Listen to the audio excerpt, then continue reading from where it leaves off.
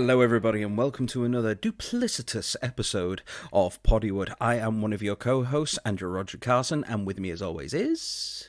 Oh, you poor bastard. Sorry, I guess that means I'm Steve Hester for this episode. Ooh, you poor bastard. Yeah, jeez. Jeez, can we swap back? Yeah, okay, yes. No, I am Steve Hester. He is Andrew Roger Carson, and welcome to the show.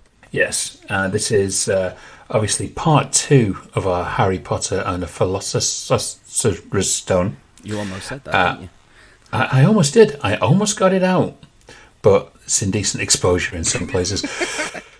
I just want to start off the show. We usually have our little bit of intro and banter and stuff here, but I actually just wanted to run a very quick promo, if that is okay with you, Steve. Shoot from the hip, Andy. It's always been your style. Yes, just as plagiarism has been for you. But yes, wanted to do a quick promo this week. An upcoming guest of ours will be the two-time Academy Award nominated documentary director Lucy Walker. For you people in Los Angeles, she is doing a Q&A and a screening of her latest documentary called Bring Your Own Brigade, all about the wildfires around the world. She is holding it on the 29th of November at the AMC in Century City. So go on down there and watch this engaging movie and the Q&A with Lucy. And we will have a catch-up with her on the show soon. So it all went. Yeah, and hearing that, it's not for the first time that I wish I was in Los Angeles. Me too. Wouldn't that be lovely? Oh, it'd be amazing. All the sun and the sea and the gorgeous people. It'd be just like Italy. Yes. And speaking of Italy, what's in the book from last week? What's in the book? What's in the book was the talented Mr. Ripley. Yes, the 1999 movie starring Jude Law, a very toned Matt Damon, and Gwyneth Paltrow, with some amazing supporting performances from Seymour, Hoffman, and Cate Blanchett. It is a story of Tom Ripley, who is kind of dragged into a world of duplicitousness when he is hired by the father of a guy called Dickie Greenleaf, who's played by Jude Law, to bring him back from his little love nest over in Italy, where he's sharing with his fiancée Marge, played by Gwyneth Paltrow. Now, it is a movie which I'm going to get the kind of like the superficial things out of the way. First of all, it is shot absolutely stunningly. Anthony Minghella directed this, and it's a period piece set in 1950s, is it? I believe it's the 1950s, yeah. Yes, 1950s, kind of early 1960s, because there's this big explosion of jazz going on. And Italy itself looks achingly, just hauntingly beautiful. The beautiful blue azure sky and the gorgeous dark blue waters of the Mediterranean, and these wonderful rustic tiny Italian villages, which then give way to sweeping shots of Rome and Venice, and the whole thing is just dripping with production value as far as that's concerned. It is stunning to look at. The performances are amazing going through this.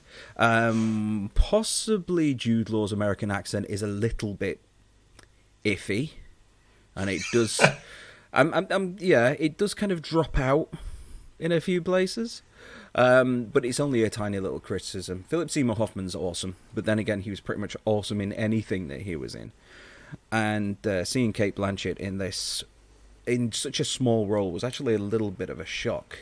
I was used to seeing her as pretty much the leading woman, or at least as a major supporting character in the things that she does, but she's barely in this. But I'm not sure, but I think she actually kind of went for that. I remember hearing something about that ages ago. She just went for this tiny little role to go with it. Yeah, apparently there was, from what I've heard, there was a bit of conjecture about it, because they're like, well, you are a real major star, and this isn't really a really, meaty role. But it was a meaningful role. It's a very important role in the grand scheme of things. Even though what she did for the time that she had was incredible. And she is amazing. There's a lot of standout things. Obviously, the location is one, right? Yes. Because it is. And it's great because I was watching it and my son was with me and he was saying, that looks like Luca. It does. It conjures up a lot of images of the movie Luca, but then again, the director of Luca is Italian himself, so it makes sense that his kind of ideal vision of his home country at that particular period in time when the film's set, which I think is also kind of 50s, 60s, would mirror the style that Anthony Minghella put forward in this. The biggest nod, I think, throughout it all, though, does have to go to Matt Damon, who creates a character, and we are going to be getting into spoilers here, so if you don't want the movie to be spoiled, then just move on to the anniversaries in a bit. He creates a character that you are not entirely sure if you want to root for or not. Very true, yes. And throughout it all, I kept wondering where his duplicity actually lies, because he says that he was good at forging signatures, doing impressions, and acting like other people, and basically stealing identities, as it would be now known as. And later on in the movie, that's exactly what he does, and he takes on the mantle of Dickie Greenleaf after he kills Jude Law. And there are some times where you're kind of rooting for him to get away with it all, but then you're starting to think, well, how far back does this actually go? And you look at the opening of the movie, and he's playing the piano in a borrowed Princeton blazer, which then gets the attention of Dickie Greenleaf's father, which then sets the whole thing in motion. And there's a comment at the beginning that, that it all stemmed from this idea of borrowing a jacket, but looking at the way that he prepared to go over to Italy and studying up on jazz and studying the language and studying Dickie and everything that he was doing, you kind of wonder, well, was this actually part of a greater plan going forward? And then seeing his portrayal throughout the later part of the film, you're left wondering, well, is this all part of some giant scheme? Is the peaks and troughs of his adventure caused by his deliberate actions, or are they simply accidents of his spur-of-the-moment thinking? And it's something that you do carry with you right to the end of the film. And even when he does say that he would like to be a somebody instead of a nobody, even then you're still questioning his motives. Was that what he actually wanted? And it certainly does leave you wondering by the time the credits roll. It's very true. And Anthony Minghella's movies are kind of like that. I mean, this movie, it's 1999, so this was before Cold Mountain. It was, I believe, Anthony Minghella's movie after The English Patient, and obviously the big Oscar wins, stuff like that. I think it was. Yes, and it was way after the beautiful Truly Madly Deeply with Alan Rickman, which is the perfect movie to watch if you miss Alan Rickman. You have to actually watch this movie of Alan Rickman coming back as a ghost. It is just a phenomenal movie. But Anthony Minghella really was one of these outstanding filmmakers for the scope of a story. So much so, I mean, Matt Damon has gone on record. This is one of his favourite ever movies of his own that he has done, which is thoroughly believable. But I don't think it's one that is widely seen as some of his other efforts, especially like the Bourne movies and this, that, the other. Yeah, I think it's probably eclipsed by Good Will Hunting, which I think was his like the last movie that he did before this, or at least it was kind of like the last major movie that he did before this. Quite possibly, because I know that he'd kind of put the weight back on from Courage Under Fire for Good Will Hunting and Save It Private Ryan, and he ended up losing £30 for this role. So he was on the infamous Christian Bale diet. Yes. We do a apple lot. and a glass of water that Christian Bale was on when he did The Machinist or something? Something stupid like that? So it was something stupid like that. But there's a great little bit of history with the talented Mr. Ripley. That if this film didn't exist, Tommy Wiseau would never have made The Room. Because apparently this was the movie that inspired him to make The Room. Really? Yes, it was upon seeing this that he wanted to make something, this deep and emotional, and we ended up with The Room. I did not hit her. I did not. Oh, hi, Mark. So, okay, he's not serious. He was No, that is serious. It is serious. I saw in the interview where he was talking about it. But when you look at this, I mean, the standouts here, I thought Jude Law was amazing in it. I thought this was a real landing moment for Jude Law. And he was the only person in that principal cast who's never won an Oscar. Right. But he did get a broken rib on the actual movie, apparently during the boat tussle. He actually did get a broken rib in that scene. It is intense. It's an pretty intense scene. rough watching it, and even if you kind of take the choreography out of the question, that boat is rocking from side to side quite a bit. Yeah. But Jude's amazing in it. As you mentioned before, Philip Seymour Hoffman, he's amazing in everything he does, he's really. Frankie. And he's great in this. I love the writing and the dialogue. The performances of this movie were top notch, and the music. The music was amazing as well. And I'm not a jazz person, but it fits so well into the era, the time, the location. It's just sumptuous. I really enjoyed revisiting this movie again. It really is. In terms of atmosphere, it is so just sumptuous. You want to just scoop it off the screen and just inhale it. It's intoxicating at times. If I'm going to label any kind of criticism at it, I would say that it is a little bit too long. And there was a point I'd say about half an hour before the actual ending of the film, just when he was escaping from the police, that I thought, okay, this is all going to get wrapped up in a minute. And then it kind of carries on for about another 20-25 minutes after that. Well, Anthony Minghella is not one of those directors that makes movies under 2 hours. I mean, No. He has. I mean, truly, Madly Deeply was.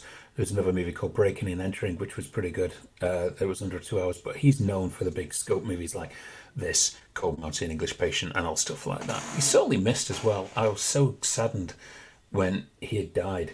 It was like, wow, he was just this incredible visionary director that really drew you in with these movies. He was like I guess you could kind of class him, and this might be blasphemy, and I'm sure I'm going to get people, really jumping on me because of it. It was almost very David Lean-like in his movies, in that epic scope. The English Patient especially, it's like watching a 1990s Lawrence of Arabia in a way. In some of those shots, it is absolutely beautiful and sumptuous to look at. I'm sure we'll cover that at some point in the future. We probably will, because no doubt that's in the box as well. Yes. As most of his are, to be honest. Well, before we move off, and I give you my actual conclusion on the film, there is one piece of trivia that I do want to lay on you. Okay. And you've told me in the past to just lay off IMDb, and it's like, okay, I'm laying off IMDb. But the name Dickie Greenleaf, that has a connection with Deadpool. It does indeed. Yes, it does. In Deadpool 2, Matt Damon does a cameo, but he's made up. He's one of the rednecks that sat in the back of the truck when Cable arrives. And he's the one that's talking about using baby wipes as well as toilet paper. And he's credited as Dickie Greenleaf, along with the ever-awesome Alan Tudyk. Yeah, well, to be honest, I think that reinserts the fact that it's one of Matt Damon's personal favourites. The fact that he's lifted the name straight from his favourite performance to actually pay homage in it. But yes, that's an interesting piece of trivia, and very true also. Yeah. And I didn't need IMDb for it either, because I'd seen it on the Deadpool DVD.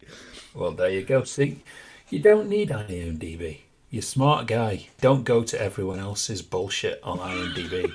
We've proved time and again through every interview we've done, every time we bring Bill on, IMDb, it's where anyone can add anything. That and Wikipedia, you've got to go a bit deeper. Yeah.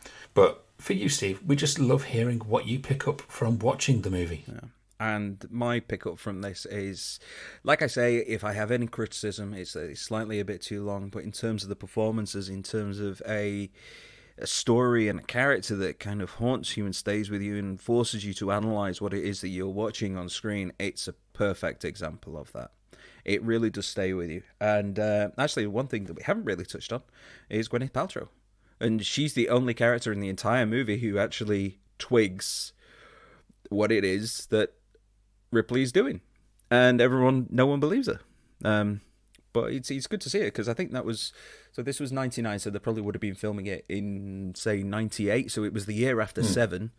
So this was right when her kind of stock was really starting to blow up as well, wasn't it? Yeah, I'd say this was probably around the time she was doing stuff like A Perfect Murder and Sliding Doors and stuff like that. But yes, so that is The Talented Miss Ripley, worthy of a watch for all of you people looking for a really good movie. Yes. I think it's time to move on to L'Anniversaire. We watch them again all of the time, or we get them on Prime for free. But we only know how old they are when we learn their anniversary. My beer has tequila in it. What Western was that from? Western? All right, we're not doing the Western themes anymore we're at not, the end of these things. No, season 3, we're doing a new anniversary song. Yeah, it's going to like be heavy metal or something. Yeah, well, yeah, or Industrial you rock. know, industrial rock. Why not? Ooh, no, classical. Classical. Synth strings and harpsichord and everything. That'll be interesting. So right on a bit of time travel, and funnily enough, to lead us into that, can you believe, Steve? Yes. 40 years ago this week, Time Bandits was released. Oh God, Yes. I have not seen that movie in so long. Oh, well, trust me. I watch all of the movies again that the anniversaries fall on in the week, so I find time to watch them to kind of update my opinions on them. Yeah. And Time Bandits is just this eternal movie, no pun intended. You know, it just lasts forever. And I think that speaks to the true originality of Terry Gilliam. True And, insanity of Terry Gilliam. and insanity as well. You know, this is the guy who's gone out there and around this time, obviously, he did Brazil afterwards, which, geez, that's an entirely different story. You know, prior to this, it was co-directing on Monty Python and the Holy Grail and Life of Brian, which now are classed as two of the funniest movies that are ever made. Yep. And No, actually, though, he didn't co-direct on Life of Brian. He only directed the animated sequences on Life of Brian. well, he directed something on it, Steve. Yeah. Well, Don't you be know, facetious. I don't even know how to speak facetious. Yes, exactly. Well, you look back, I mean, this is one of those movies, it's a true success story because this was one of those projects that no studio wanted to touch. And then enter George Harrison and Dennis O'Brien of Handmade Films, Yep. who've come in on all of these movies that no one wanted to make and just made classics. They practically were our British film industry for the late 70s and early 80s. Yeah. And it's brilliant. You know, it's a movie about a whole bunch of dwarves, you know. And when I was watching the movie again the other day, and you know, seeing all these dwarves, sadly every single one of them has passed on now. Yeah. But A lot of them were big mainstays of British television as well, weren't they? oh, majorly. Yeah. But these dwarves, they all each one of them represented the Pythons, which I didn't really notice before, and then I picked it up in an audio commentary where they were all differently representing a member of the Python group. And your other bit of interest that's going to link to your interest here, Steve, Okay. that every single one of these time bandits were f***ing Ewoks. Really? They were having sex with Ewoks? No, but they were Ewoks. Every one of them was an Ewok in Return of the Jedi. Well, that would make sense because they put out major casting calls on both They shot all the stuff on Endor in Northern California, but they put out casting calls all throughout the UK for it. So that's how Warwick Davis ended up going over. So yeah, that doesn't surprise me one bit in the slightest. And another thing that really shocked me, because I watched, there's a documentary on Handmade Films that came out that I just watched recently, and it covers Time Bandits extensively, because it was one of the big movies. And I was actually really shocked to discover that this is the only film of Terry Gilliam's that was made at Handmade Films, which is really bizarre. They didn't have anything to do with Brazil or anything. No, they didn't. That was, I believe that was EMI, Thorn EMI, who did that. Right. But yeah, this was the only film of Terry Gilliam's that he did away from the Pythons that was made by Handmade Films. And I was like, surely they made more. Because Terry Gilliam and Handmade Films just feels this natural fit. Yeah, because wasn't Baron Munchausen, wasn't that was Columbia TriStar, wasn't it? That was Columbia TriStar. That was a Yeah. tripled production as well. I picked up on so many things about this film when I was watching it again. And I realised from watching it this time, it's like, this entire movie is shot from low angles. Then I realised why. Yeah. It's like, you're seeing it from their vantage point. So the entire movie is practically shot from low angles, as you're seeing from their vantage point. And from listening to the audio commentary, it was really funny. Shelley Duvall is in this movie. She plays like 3 different roles, along with Michael Palin. She was probably glad not to have Stanley Kubrick all over. Oh, well, she ended up with Terry Gilliam all over her, but in kind of a different way. Because there's a scene where they're riding along in this kind of carriage type thing, and the time bandits drop out of the sky and they crash through thing and land on them all. And there was a bit of worry over it, and Terry Gilliam was, no, it's fine. Look, it's absolutely safe.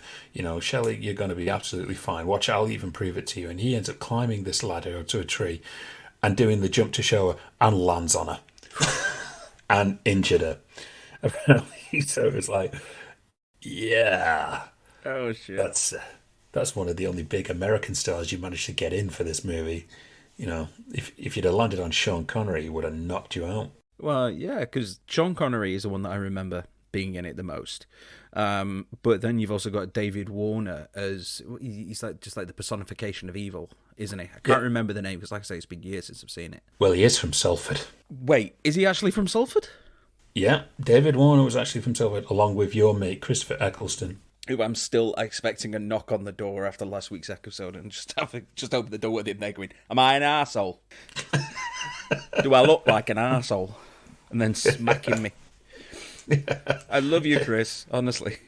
Yeah, but in watching this movie again over the past week, the kid who plays the young lad, Craig Warnock was his name, and he was really good in this movie. Yeah, and he didn't really go on to anything else afterwards. I thought it was a real shame. But the special effects in this movie were brilliant for their day, and they still hold up today. I really have a major soft spot in this movie because I remember when it first got shown on Channel 4 in the UK, which was its big premiere, and we sat watching it, and I remember to this day that watching it on there, knowing that the next morning, this is the weirdest bit of trivia, but it sticks out in my head. The next morning, we were going downtown because Transformers Arrival from Cybertron was being released on VHS. Okay. So it's a major bit of trivia, I know, but I remember distinctly of the first time I watched this movie when it was on Channel 4, I was just sitting there excited because that video was coming out the next day and they were going to buy it for me. Funnily enough, I had Arrival from Cybertron as well. Oh, I think every kid had it. Yeah, it was great. I probably still got it somewhere. I think I have as well, actually. Yes, but can you believe, Steve? Maybe, Andrew. 25 years ago this week, and I was talking with Bill about this one, the movie Michael Collins was released. Right. Now, I actually have a story about this. Good. Yes. Michael Collins is about the Troubles. Yes. In Ireland, and you've got Liam Neeson in there, and it's a true story. It's a biopic. And my granddad, who's from Southern Ireland, he passed away in 2011, but he wanted to go to the cinema to see it. And I wasn't really too mithered about it, but then I thought, well, there's nothing really else on that I fancy, so I'll go in there and watch it with him. So it was with my mum and I think one of my aunties. And we sat down and the movie starts, and about 5 minutes in, a guy about 5 or 6 rows ahead stands up, turns to the entire audience and starts shouting at everyone, calling them IRA sympathizers, and that it's an absolute blasphemy against the British, this movie, and they keeps on shouting until a couple of ushers came and dragged him out. That is my one and only overriding memory of this movie. Everything else that was in it has been totally eclipsed by that fella shouting in the cinema. Wow. That's actually pretty intense. I think, what was it? So 25 years ago, so that would be about 16, 17, something like that. So, yeah. It's still here all this time. I mean, and this movie is directed by Neil Jordan, Irish director, who did the amazing Crying Game, which I still think is his best movie. I know Bill would probably say something like Mona Lisa, because I know he's got a major thing for Mona Lisa. Yeah. But the Crying Game, I thought, was definitely the major Neil Jordan point. And obviously Ralph Brown, starred in The Crying Game. That was what he said was the best script he ever read. Yes, he did. As well as Michael Collins, which I probably would class as one of Neil Jordan's best. But there was also movies like Greta and Breakfast on Pluto, which were two great movies that he did as well. I always found this was really interesting, that this movie, which was very violent in places, but in Ireland, this was given a PG rating with none of the violence edited out. And the reason why is because they classed it as it was mainly due to its historical content. Right. Okay, I can partially see where they're coming from, but even then, you've still got things like you could say the same thing about stuff like Saving Private Ryan. That still would have got like a 15 or something, and that's historical content too. Yeah, I mean, I always find it an interest. I'd love to do a bit of more research into how they kind of get around that rating, because the BBFC were notoriously harsh, especially when it came to Warner Brothers movies. They would edit the shit out of them movies, especially if Steven Seagal was in it. And unfortunately, they left Steven Seagal in it. This was Neil Jordan's follow-up to, I believe, Interview with the Vampire. I think that was the movie he did before this. And from the success of that, I think he was given any project he wanted to do with Warner Brothers. That's from my belief. It could be wrong, and I'm sure I'm going to hear about it if it is wrong. But apparently, the Michael Collins project, I think it'd been languishing for 12 years. Neil Jordan had wanted to make this movie, and it was sat there for a while. It's almost like it's a wrestling movie. I can see why, though. Because if this came out around about 96, 97 or so, then that's not that long after the Good Friday Agreement. So that would have been the ceasefire in Northern Ireland and effectively peace being established. Which effectively ended whilst this movie was in production. You remember the IRA exploded the Canary Wharf bomb around the time when this thing was in production. So that was kind of this ominous shadow that was kind of over this movie, I guess. Other than the fact that there was a rumour, and it is only a rumour, but I would love to know if it was true, that this was originally considered a Kevin Costner feature.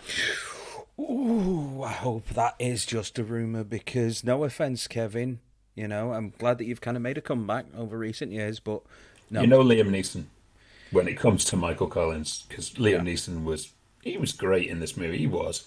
And Alan Rickman was great in this movie, for his role in it. It was a kind of a supporting role. But Neeson and Alan Rickman were just great in it. I'd say they're the standout, apart from obviously the cinematography was really good on this movie. I believe it was Chris Mingus that did the cinematography on it. And it is a stunning film to look at, it really is. But the one thing that will always stick with me with Michael Collins is when it came out on DVD. Why is that? Because this was one of the infamous Warner Brothers flipper DVDs. Oh, on both sides of the disc. Way to take you out of the movie, because those edits were not kind. No. Sometimes they'd do it mid-scene. And there's nothing worse than getting up to having to flip your bloody disc over.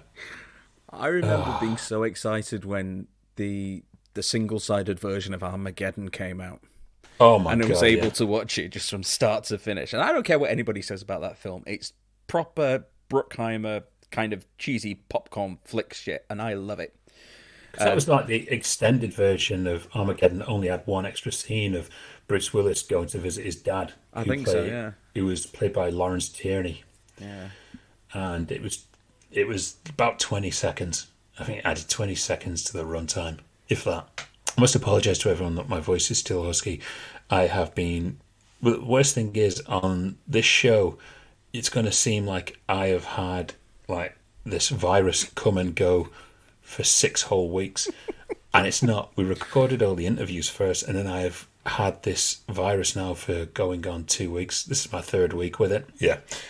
So yes, Michael Collins is 25 years old this week. We've got 2 more. Okay. You ready for these? Hit them. You might not have seen this one, but I thought this was worthy of a mention. Can you believe, Steve, that 10 years ago this week, a movie called Immortals was released? I've got a vague memory of it. I think it was like one of those massively overdone CGI things, yes, which was trying to take advantage of 3D, but just was a great big galloping pile of shit. Well, it's a bit harsher than I would have put it. for those of you who don't know, this movie was directed by an incredibly visionary director by the name of Tarsem Singh, who you may have seen his movie The Fall. You may have seen his movie Mirror Mirror, which was like, was it Snow White or Sleeping Beauty? Snow White, I think. Yeah, that'd be Snow. With Julia Roberts in it as the evil queen. You may have seen the movie Selfless that he did, but you've probably all seen the movie The Cell with Jennifer Lopez, which is what he directed. No, which I was haven't this, actually. Oh my God. I mean, critics have not been kind to it, but it was one of the most cerebral, terrifying movies I think I've ever seen visually.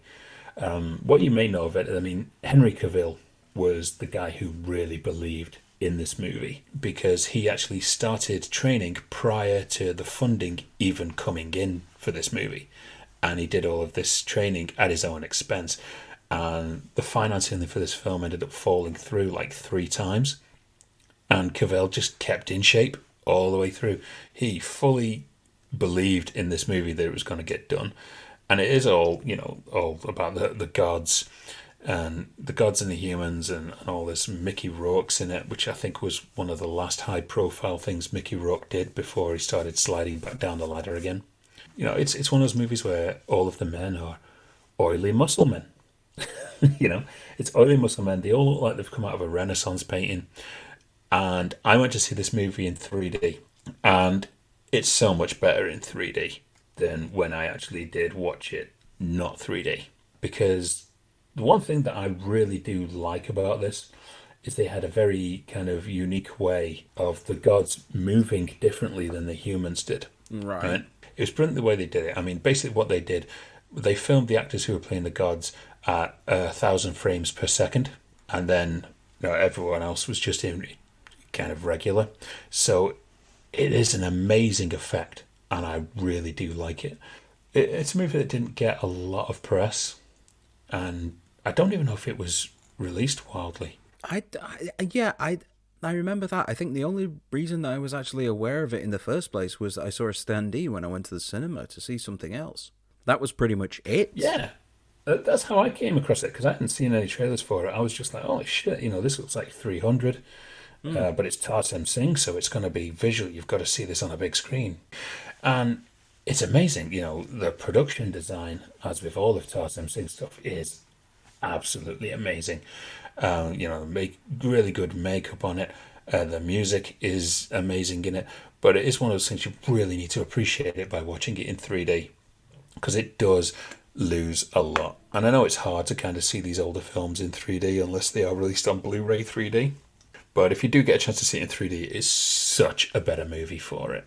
I think all of Tarsem Singh's movies should be released in 3D because he is a true visionary of amazing cinema.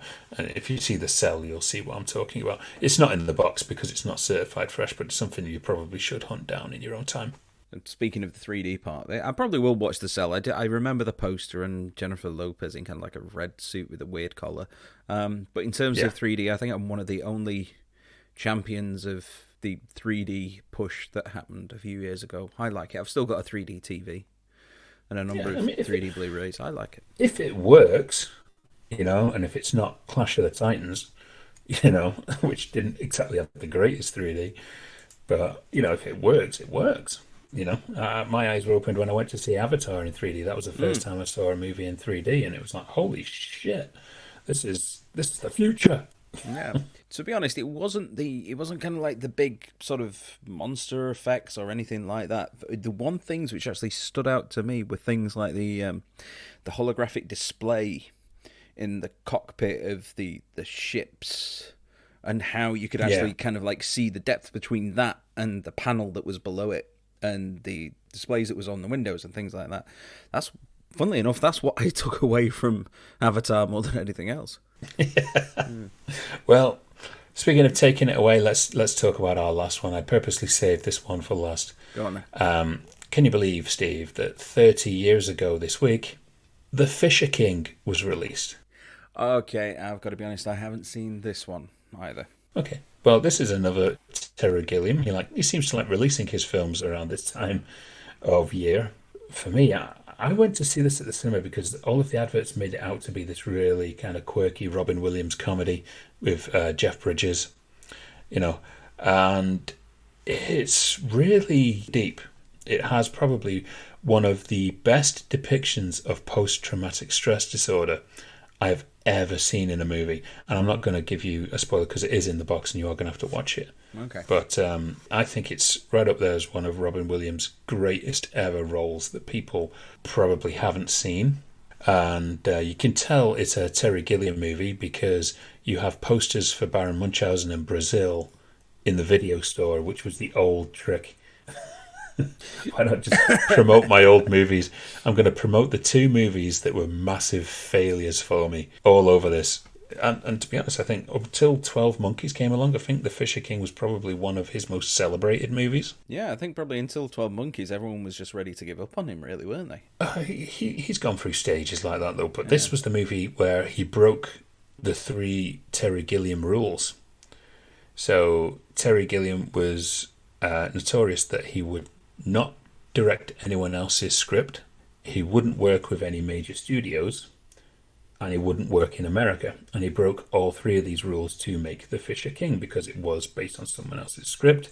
It was for TriStar, Columbia TriStar, that the movie was done for. Mm-hmm. And of course, it's filmed in New York. And I think, one, not to take anything away from Jeff Bridges because he is brilliant in the movie, but this is Robin Williams' movie, even though the movie is centrally focused around Jeff Bridges' character. But the standout is the person who won the Oscar, and that was Mercedes Ruehl for Best Supporting Actress in this movie. And she's phenomenal in it. Absolutely amazing. Her turn, it's the proper New York woman, Italian, Jewish, one or the other. But no, she is phenomenal in this movie. So it's worth watching just for Robin Williams and Mercedes Ruehl. And it's a really sweet story, really, with a really kind of tragedy to it. But yes, The Fisher King is 30 years old, and it's brilliant. It really is a great movie. It's one of those ones that I've owned on every kind of media, I think, that it's ever been released on. You said it was in the box, though, yeah? It is going in the box, yes. All right, well, here's hoping that one ends up coming out soon, because I do remember it. I remember the posters. I've got a vague idea of what the plot's about. And I seem to remember something about Robin Williams going on the Wogan show, the Terry Wogan show, back in the late 80s, early 90s, whenever it came out. When did it come out? It's 30 years ago. It's 1991, isn't it? 91. So yeah, it would be on Wogan. Yes, the precursor to Graham Norton. Yes, except with more jumpers and lots of this. Yes. As opposed to this. Hey. I'll never forget, probably, I think the greatest moment was, when Nicolas Cage came out on the Wogan show. Yes! I think it looked like he'd done half a kilo of coke. Oh, it was so bizarre. I think he was doing Wild at Heart at the time, and that's what he was promoting. So he comes out and he's got his leather jacket and he's doing karate kicks in the air, and he's got these playing cards and he's like throwing them out to the audience. Yeah. And he's proper Cage mental. And you can find it on YouTube. Go and find it. It's brilliant. Oh yeah, it's insane. You never run out of good quality Nicolas Cage going batshit crazy stuff on YouTube. Thankfully. Nick, we love you. Please come on the show. Yes, we would love to have you on the show. But speaking of being on the show, we had to bring in for the second part of our Harry Potter and the Philosopher's Stone. Velocipasta. The first Harry Potter movie. That's the one. Last week we had Bill Daly and Mark Marshall, who were talking us pretty much through the rights for it getting picked up all the way through pre-production, and we kind of spliced it in half a bit so that we could talk all about the production, post-production, and release this week, so we can finish the story of our little wizard friend Harry Potter. So basically we're going to bring you the second part of the interview, and then if we're lucky we'll get to nominate 5. Don't bet on it, because someone had a bit of a surprise for us. Yes, he did. They gave us a surprise left in our lives. Yes. Which comes in at the end of the show. Yes, with The Boy Who Lived, Part 2. Chris Columbus has gone on record stating that the near 600 visual effects on the first movie were a disappointment and were rushed, not up to everyone's standards. Now, Mark, you were post-production supervisor at this time. Do you remember anything about this? Well, I've got to tread carefully here, but I mean, I think we had 593 visual effects, and when you're doing a visual effects heavy movie, and Bill can even fill in the missing pieces here. You start out having to you have to accomplish a certain amount, or you have to finalize a certain amount of visual effects every day or every week in order to make your release date. And I think early on, Chris was sending so many shots back, and then also we had a visual effects producer. I don't want to mention his name because that'd be indiscreet. I think in a lot of cases wasn't always in a mood to do previs or to tackle an area of visual effects, which was why the Quidditch, which probably should have been done early on, was held off till June of 2001.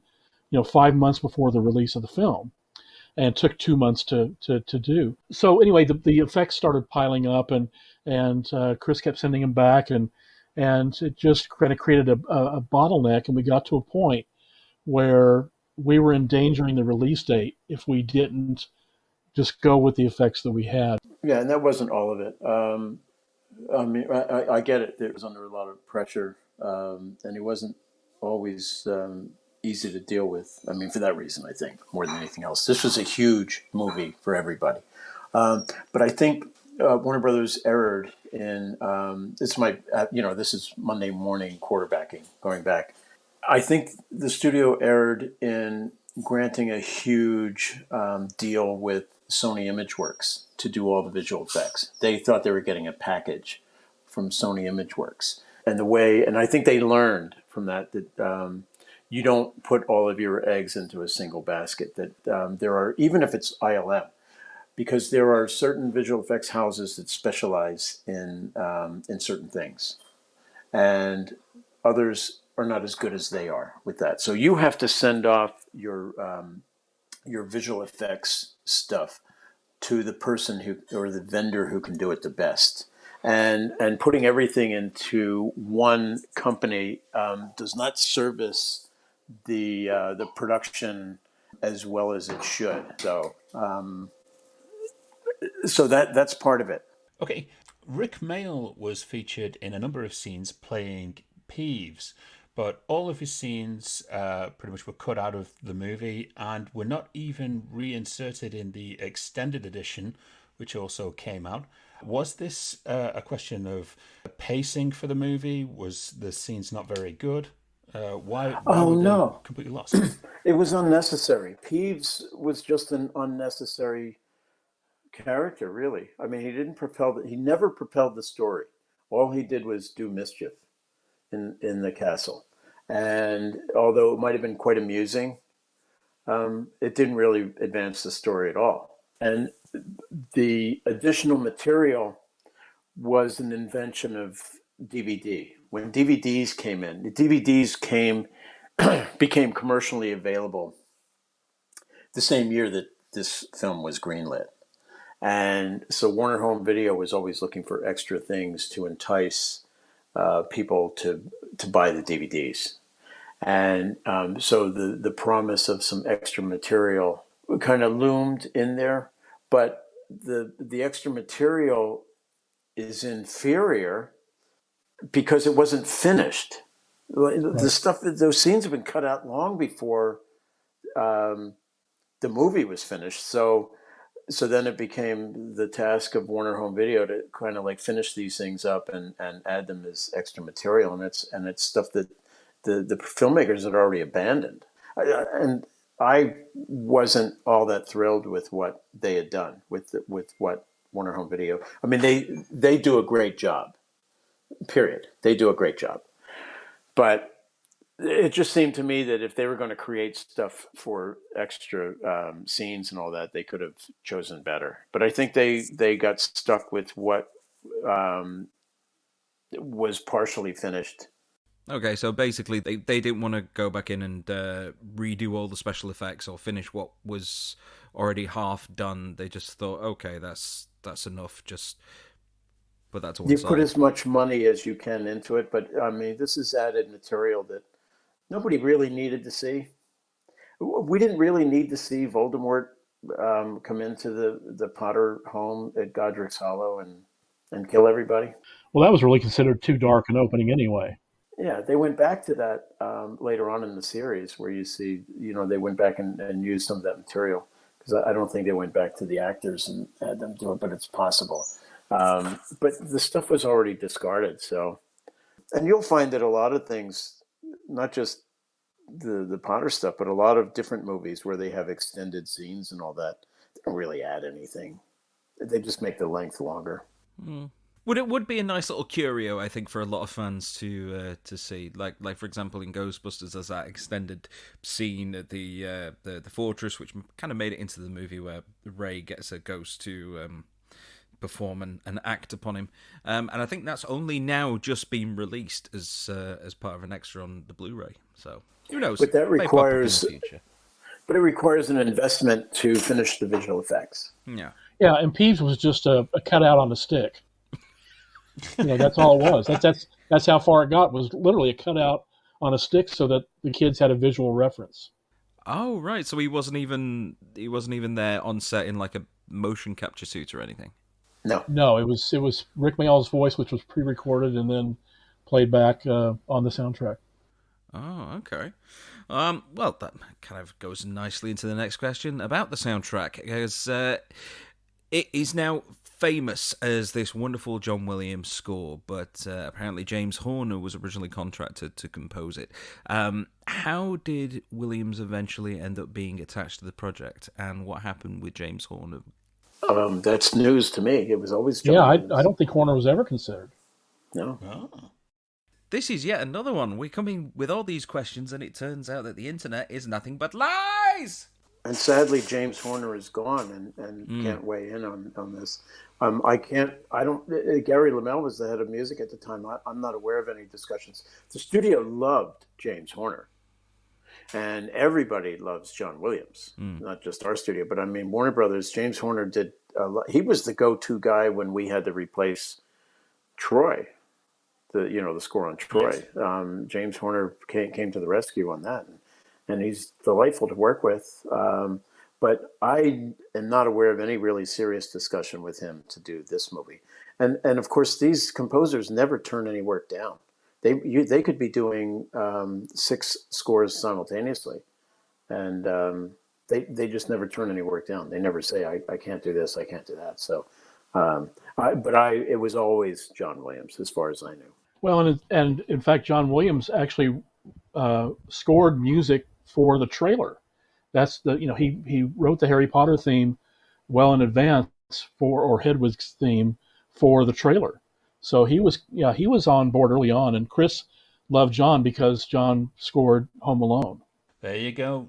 Proof again that the internet, through its various sources, doesn't always get it right. There is a piece of music on the CD that didn't make it to the movie. The original Diagon Alley was, and Mark knows more about this than I do. The original Diagon Alley, the score for that was using older, like Celtic instruments. Is that right, Mark? That's right. It just didn't fit.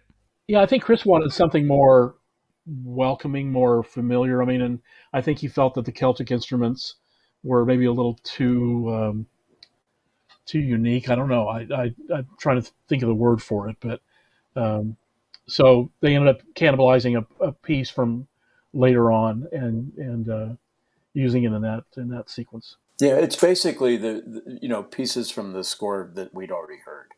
It's the whole. It sounds a lot like when they first enter the castle at the beginning. In beginning of Reel 2. I know where all the real breaks are on this movie. Well, Harry Potter became the first movie to open on more screens than any other in US history. at 3,762 screens. What made that decision to kind of go all in? Were there initial fears that it may not make the money back? Everybody wanted it. It was demand. Every cinema wanted it. And if you had a multiplex, they wanted it on almost all their screens. It was demand. Everybody wanted it. It wasn't a consideration of us trying to see if we can get our money back. We knew we were going to make money on this. In fact, they made a deal. I don't wish to talk out of school, but enough time has changed, I think. I think the statute of limitations is up.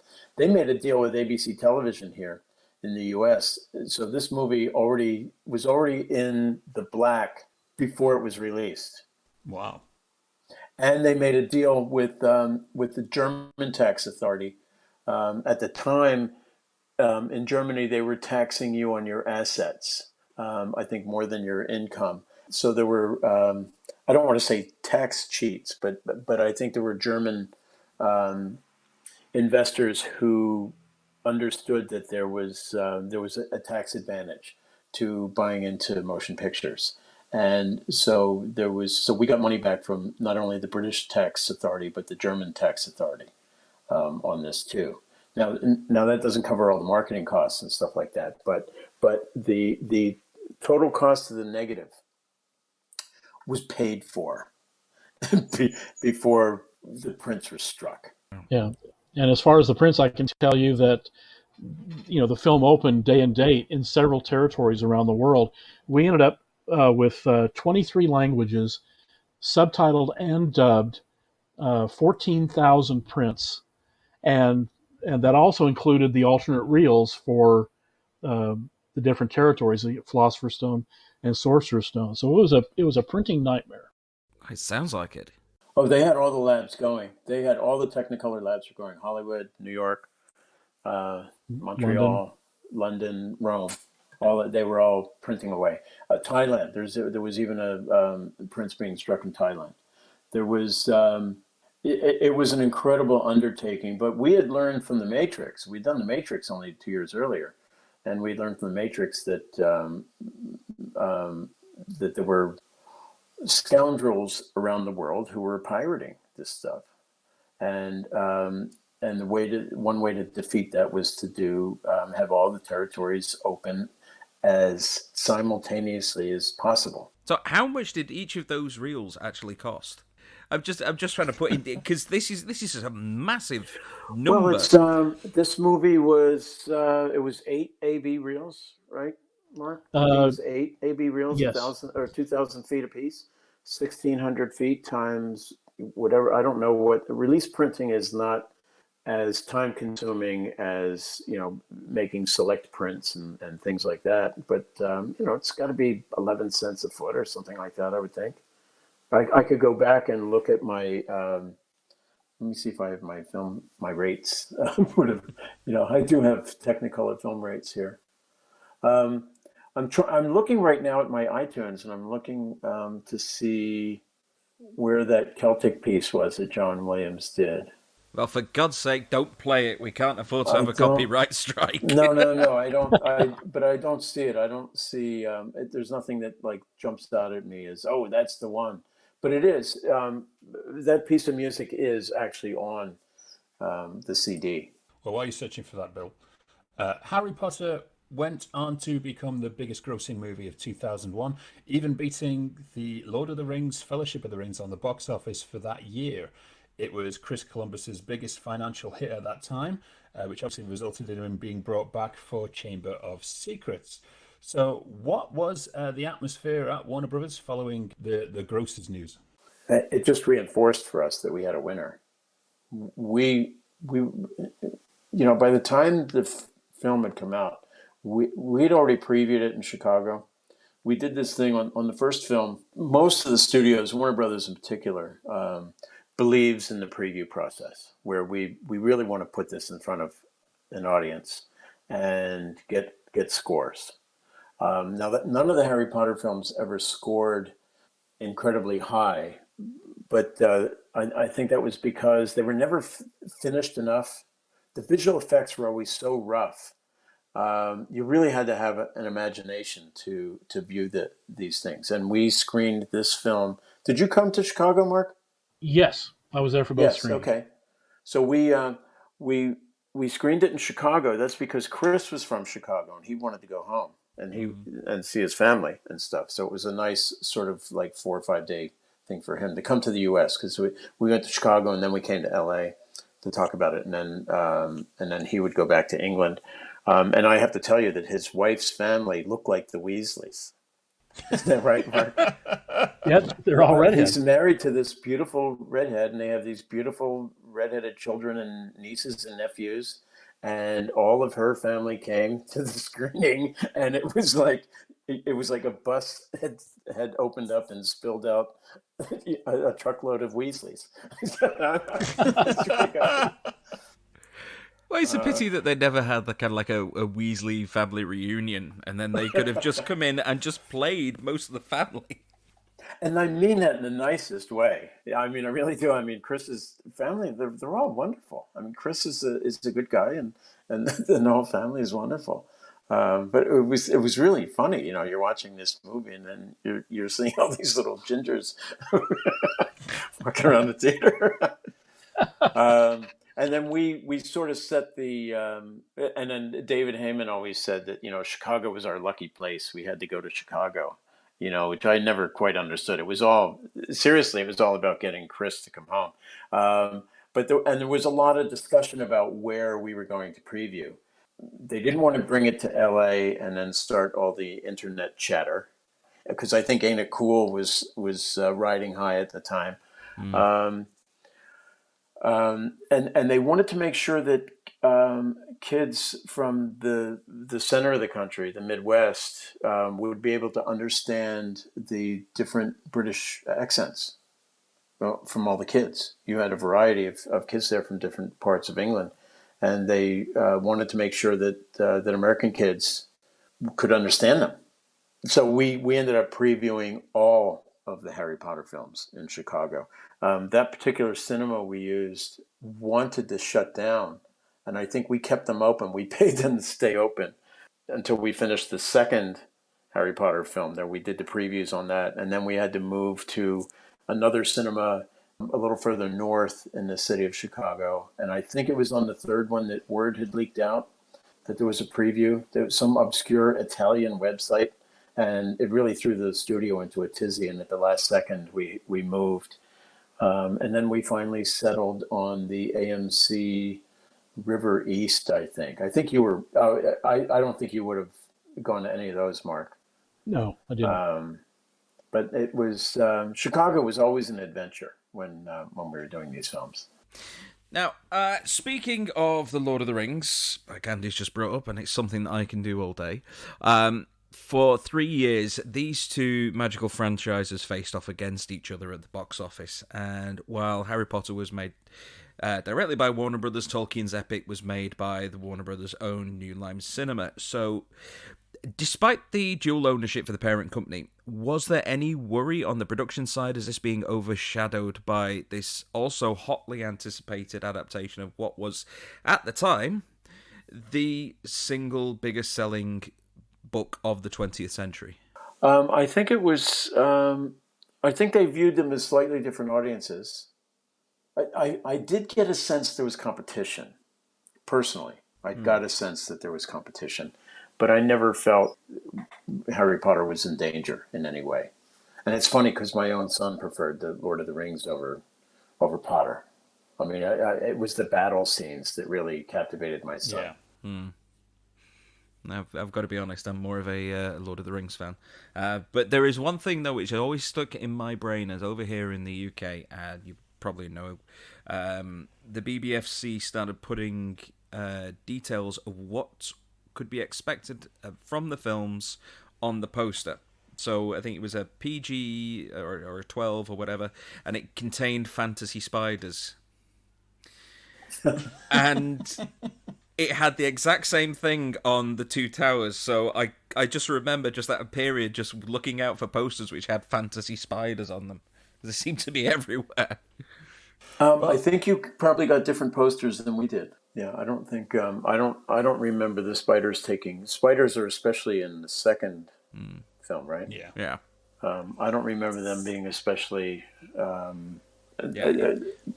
I don't remember a spotlight being thrown on them in any of the posters that we had. Well, one for you, Mark. The Harry Potter and the Philosopher slash Sorcerer's Stone has a very similar feel and plot to Young Sherlock Holmes and the Pyramid of Fear, which is a movie you yourself have this history with, as mentioned earlier. Do you feel that this was also played in to kind of sell Chris Columbus, who was the writer of it, as the Potter director? No, I think that Chris's choice as director was really based mainly on his kid-centric movies like Adventures in Babysitting, Home Alone, um, and probably Goonies as well. I mean, uh, Young Sherlock Holmes was definitely a mold, that the Amblin was kind of fitting into. But in my opinion, it wasn't. It really wasn't reflected in that. Well, and another thing here, J.K. Rowling was apparently offered the role of Lily Potter during the mirror scene, but apparently she turned it down because she was convinced she'd ruin it somehow. To the best of your guys' knowledge, was she ever asked to do other cameos throughout the entire series? That would have been an interesting notion. I'm not aware of that, but I think she's quite right. So, because if she appeared as Harry's mother, it would have drawn attention away from the scene and onto Yeah. her, and it would have taken away, I think, from the impact of that scene. Now, luckily, the actress, I don't remember her name. I do remember her being on some British productions I'd seen on television. But luckily, she was still available, so she was there for four. She appears in the final two films. So I was grateful that she was around and very good, a capable actress. Because I've seen her Oh, Geraldine in other Somerville, yeah. things. That's it. I was trying to wrap my I brain remember she myself. was in a police drama. She was in a British police drama that I'd seen Um. with Chris Eccleston. Oh God, I can picture it now. It's in my head, but I'll be damned if I can remember the name. But J.K. was never offered any other kind of cameos throughout the entire series? She might have been. I'm not aware of it. Why not? I mean, it would be great if she wasn't recognizable, you know, because it would draw attention to her. Yeah. Yeah. Like John le Carre in Tinker Tailor Soldier Spy, you don't even notice it's him at the Christmas party scene. Right. But it's certainly an interesting notion. That would have been cool. And then if you could go back later and say, hey, that was J.K. Rowling in makeup doing that, and then it could maybe boost some of the ancillary market sales. Oh, I want to see what J.K. Rowling looks like in this. That would have been cool. But the thing is that was way above my pay grade, whether or not she was going to be considered or offered that kind of opportunity. Well, we've got rather an interesting question here, and I don't really know how this is going to go.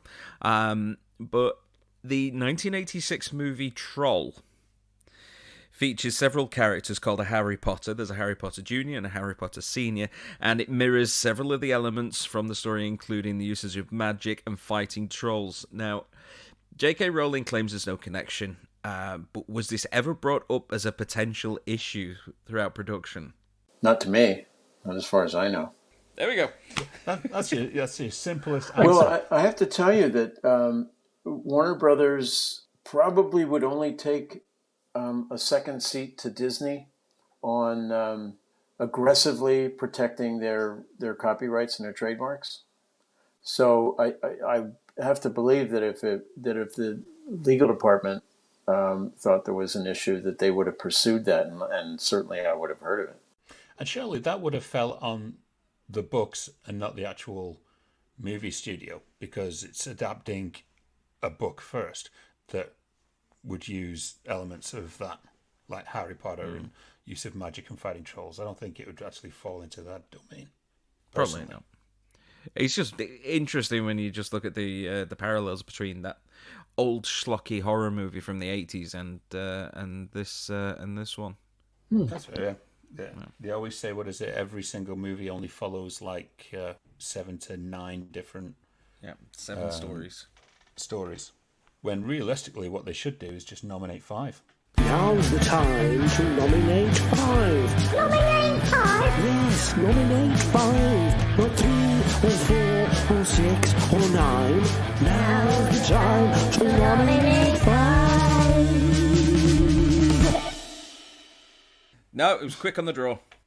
Well, we've got a bit of a difference here this week because as we are extremely lucky enough to have both members of Executives in Exile on our show, which is a fantastic podcast run by Bill Daly and Mark Marshall.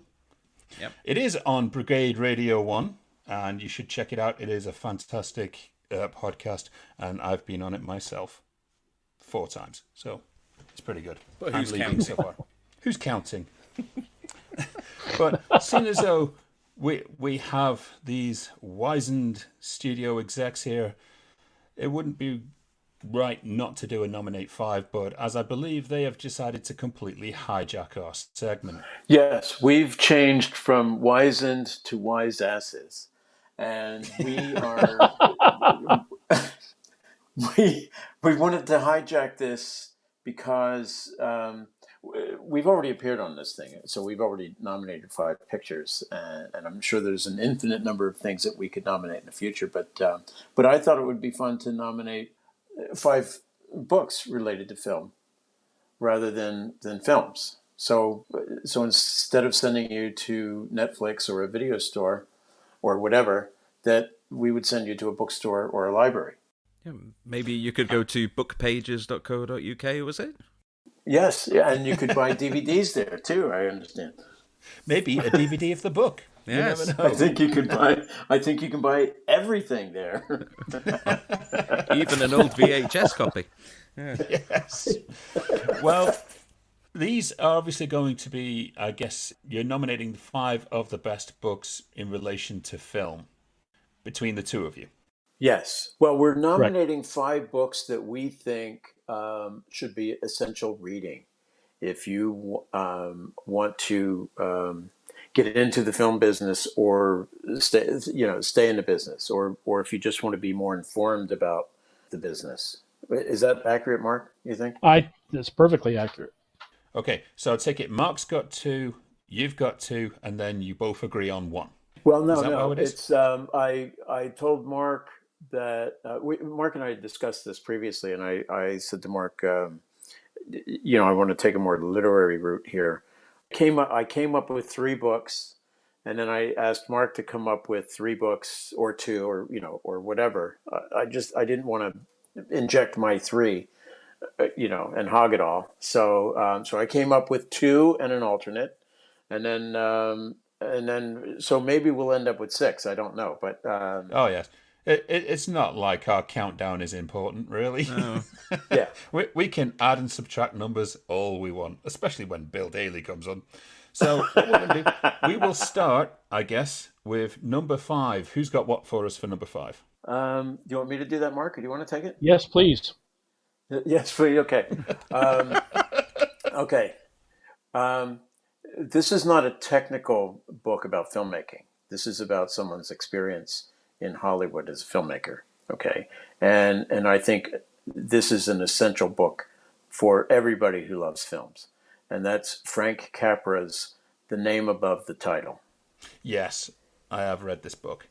I've not. It's a wonderful book. It's a wonderful book. I was very sad when I turned the last page over because I didn't want it to end. I just wanted it to keep going and going and going. Just a wonderful book. It came out in 1971, so it's already 50 years old. And sort of an added thing for me, I already had the book, but Frank Capra came and taught for a week when I was at Temple University in Philadelphia, and he came in 1973, I want to say, maybe 74.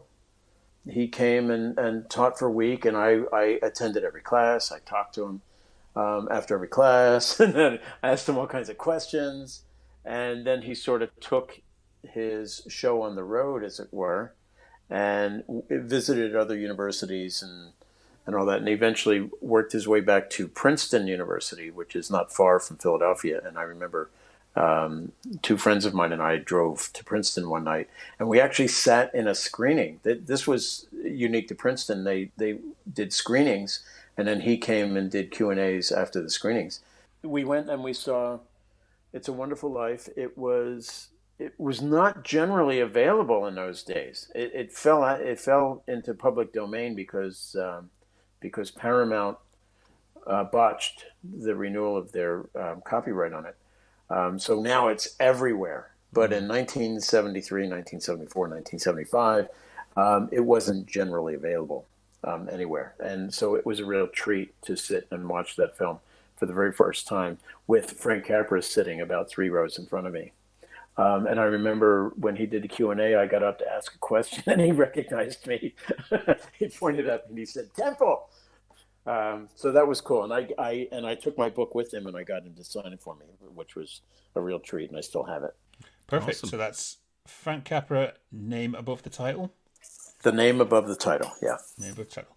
What do we have for number 4? You want to take this one? Yeah, you take this one, Mark. My number 4 would be a book called The Big Picture, Filmmaking Lessons from a Life on the Set by Tom Riley, who was Woody Allen's first AD. And this thing is chock full of practical information based on experiences on the set and problems. I mean, everything from rainbirds to crowd control. It's an amazing book. I mean, it's got a lot of great tips. So anybody who wants to get in the industry or is thinking of maybe taking the assistant director's training program, I highly recommend this book. It'll give you a leg up. Perfect. Awesome. Okay, that's great. So I guess we're going back over to Bill for number 3. Yeah. Yeah. And this is my favorite book about filmmaking, and that's Sidney Lumet's Making Movies. That was one of mine too. Oh, is it? Yes. This is why you have an alternate. Yeah, the first crossover. Yes, absolutely. One of my A favorite. wonderful directors, too. book, and I never got especially close to Sidney. I did 2 pictures with him, but I always admired his work. I never got a chance to like hang around the set and stuff like that, but I always admired his work. And it's a wonderful book. It really, really is a great book. I agree. I concur. Right. Okay, then. So that was number 3, and you've got your first crossover. So what's going to be number 2, Mark? Number 2 is a kind of a selfish choice, but a very good book indeed, and it just came out in September. It is called Howard Kazanjian, A Producer's Life, by J.W. Rinsler, who actually passed away from cancer the previous month in August. Howard was my mentor.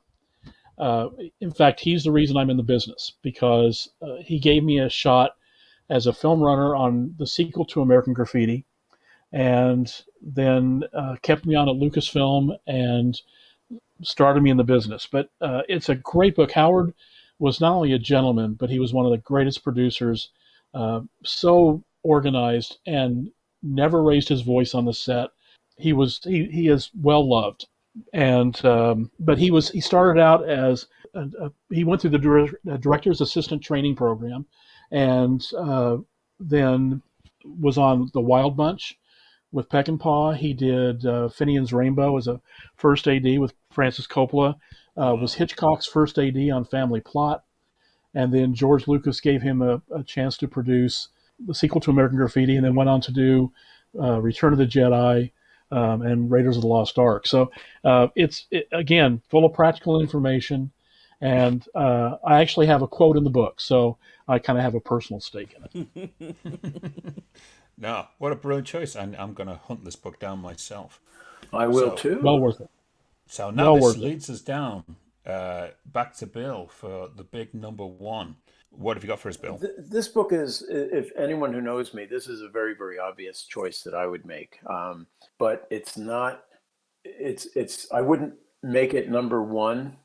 You know, if it was just me and I said I was going to give you 3 books, I would have made this the number 3 book, and I would have put making movies and the name above the title above this book. But this book It's is a bit late very, now, Bill. I know. I'm just qualifying it. But this book it is so full of information, but it's not for a beginner because there's studio jargon in it, not filmmaking jargon, studio jargon in this, and you need to know some of that before you tackle this book. Otherwise, I mean, it's easy to read and everything like that. And that's the Total Filmmaker by Jerry Lewis. Now, I go way back with the Lewis family. In fact, one of Jerry's sons is about 30 feet from me right now in another room in my house. Yeah. So there's a book with a lot of sort of like practical information about the process of filmmaking and dealing with a studio. And it's got some humor in it. He's known for having a sense of humor. I have heard that as well.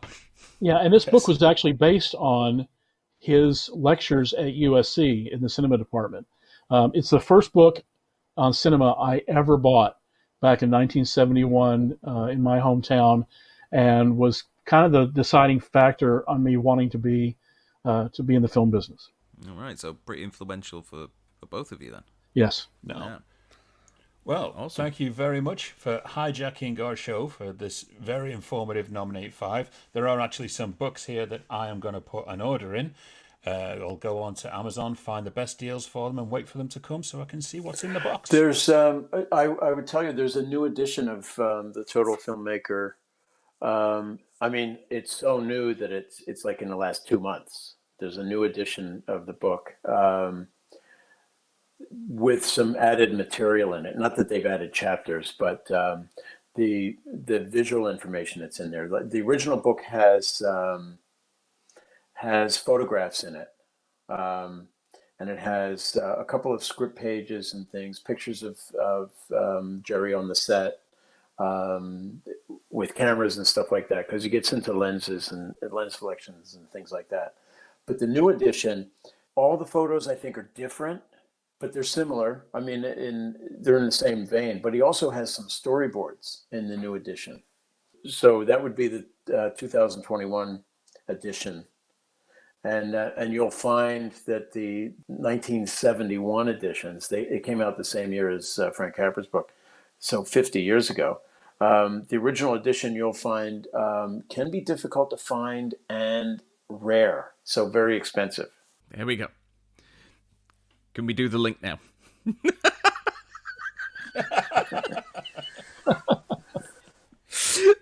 He set us up perfectly for the what's in the box link. Oh, screw it. I'm just going to play the jingle. What's in the box? What's in the box? What's in the box? What's in the box? I hope it's a first edition. So do I. Okay. Well, as we're probably going to order all those books from Amazon, at least I know I have a couple that I haven't actually heard of, but we do have our regular section of What's in the Box, and we have tortured Steve something chronic with What's in the Box all over the last season, and I thought I'd dig into the box while the music was playing just to see what would happen. It's probably a good job that Bill is not watching alongside you. Oh, dear. Yes.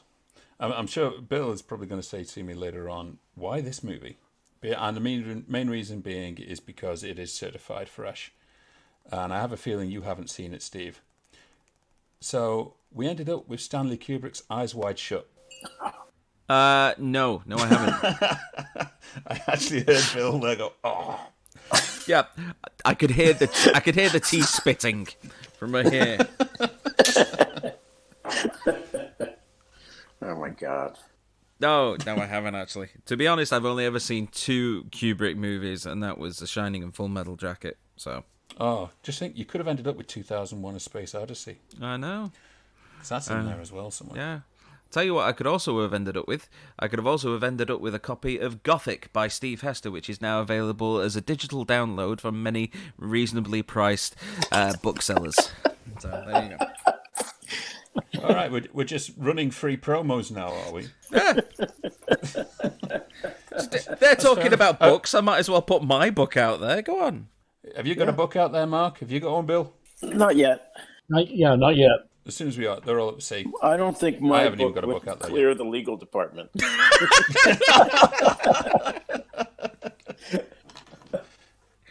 Oh, a lot of the stories that you've told doesn't even clear the editing process, let alone the legal department. I don't even want to go into that. Yeah. We talked earlier about the release prints and what they would cost. Okay.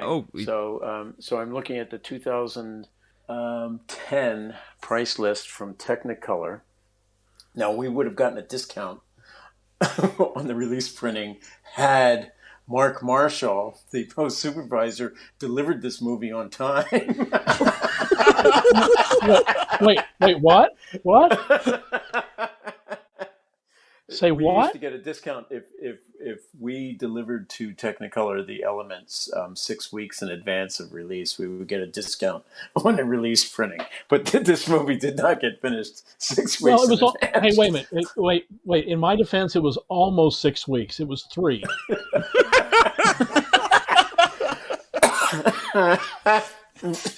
I'm sorry. I'm choked up. But it was 8 AB reels, I think. Yes.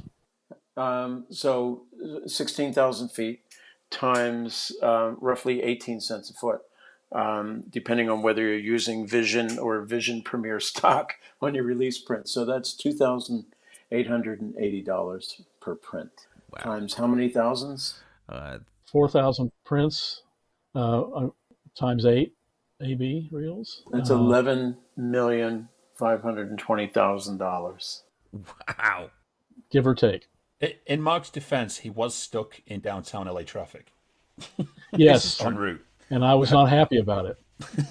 I have to tell you, Mark returned from England in ill health. So Mark stayed there for the premiere, the premiere in London.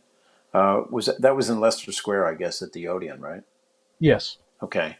The Mark stayed there, and then on his way back, so he told us, Mark and Amy and I, that he was, returning to the U.S., and we implored him to stop in New York on the way and be there for the New York premiere. Yes, which was great. Yes. And then Mark fell off the grid with sinus infections and all kinds of diseases he picked up while he was in England. Dengue fever. You didn't go to Salford, did you, Mark? No. No, I had leprosy, everything. I was seriously concerned for his health because he worked his ass off. Well, I got to say that I will always be grateful for that opportunity, and that's directly thanks to Bill Daly. And to be honest, Mark, you always put your heart and soul into all the work you do. Yeah. And it's very evident in a very much-loved Harry Potter movie. You're too kind. Well, I think that's the end of our show for today. I'd like to thank both of our guests, Mark Marshall and Bill Daly, for coming on and basically disproving pretty much every single rumour that the internet has thrown up about this absolutely iconic movie that's formed the basis of many people's childhoods over the last 20-odd years. So thank you very much for both coming on. Well, thanks for having us. If I can say one thing, I'm proud of these films, all 8 of them. I'm very proud of them. They are among the highlights of my career. But none of these films come close to the experience of reading the book.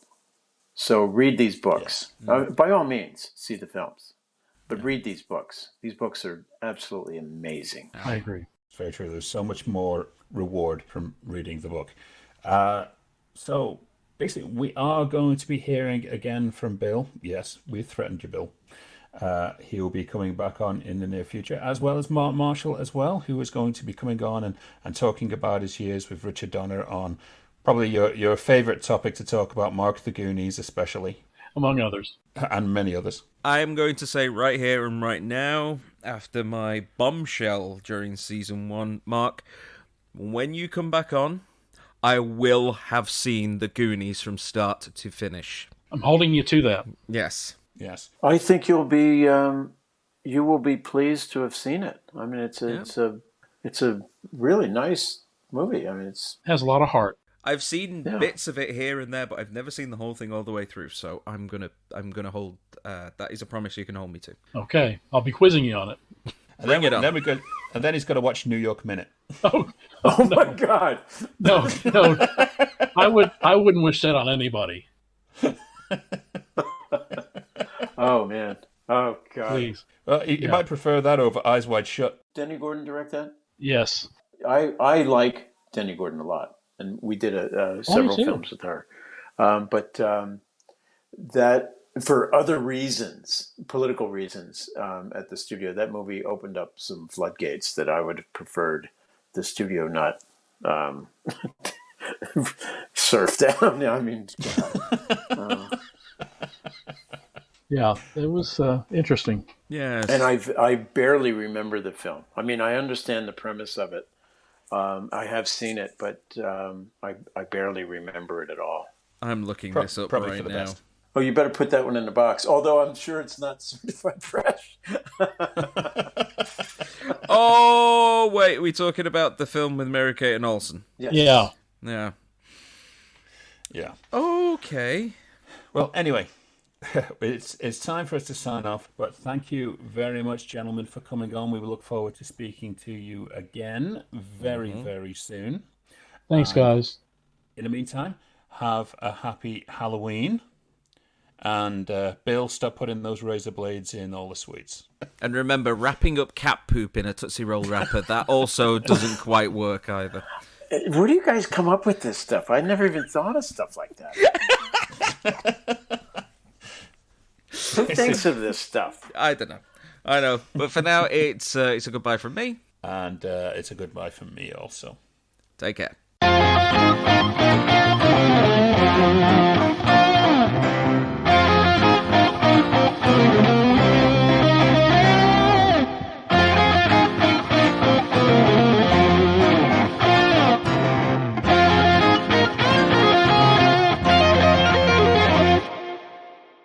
If you think that this is being edited in time for Halloween, you have got another thing coming, mate.